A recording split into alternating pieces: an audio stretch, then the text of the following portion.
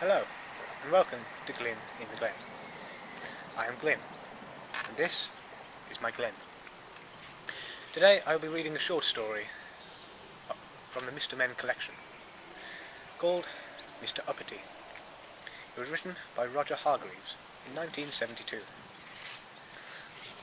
So, Mr. Uppity. Snapped Mr. Uppity. You can't possibly get in there. Aha, smiled the goblin. And then he said a magic word known only to goblins, which sounded like wobbly gobbly. Excuse me. Oh, sorry. Or something like that. Suddenly, Mr. Uppity started. He shrank and he shrank until he was exactly the same size as the goblin. Turn me back, snapped Mr. Uppity in rage. Shan't, grinned the goblin. And so, Mr. Uppity, said the goblin. Oh, said the sentry, and smiled. That doesn't look like smiling to me.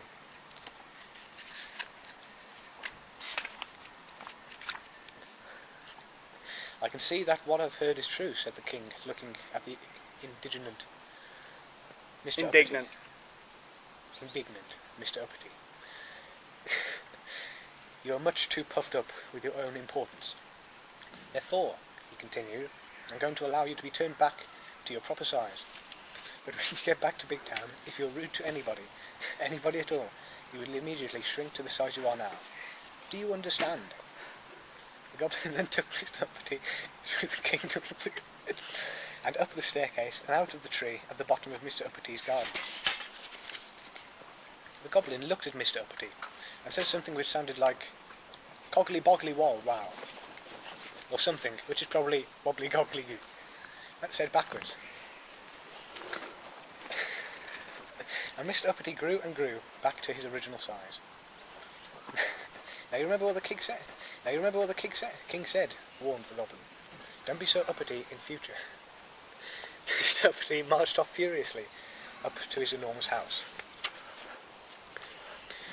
The following day, Mr. Uppity was walking through the streets of Big Town. Suddenly he came across a little boy playing with a ball. Get out of my way, snapped Mr. Uppity rudely. But as soon as he said it, you know what happened, don't you? Yes. Mr. Uppity shrank and shrank until he was no bigger than the ball. Mr. Uppity grew to his original size immediately, and the boy moved, and Mr. Uppity went on his way. Then he met an old lady carrying a shopping basket and a small dog named Susan. She was late for the market.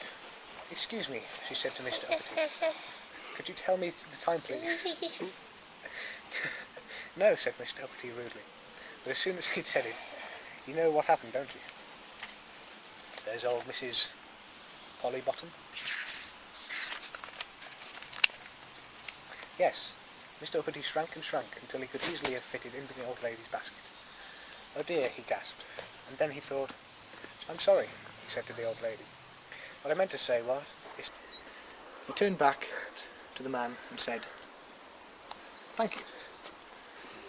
Thank you was a word Mr. Uppity had never, ever, in his entire life, in the history of his existence, used before. The man smiled. Thank you. A smile was something Mr. Uppity wasn't used to getting. Then Mr. Uppity was stopped by a man who asked him if he could tell him the way to the bank. Mr. Uppity was about to say no. Mr. Uppity smiled. He felt happy. Happy was a feeling Mr. Uppity wasn't used to feeling, as he was a miserable git. He liked it. And do you know, from that day forward, to this day backwards, Mr. Uppity is a changed person.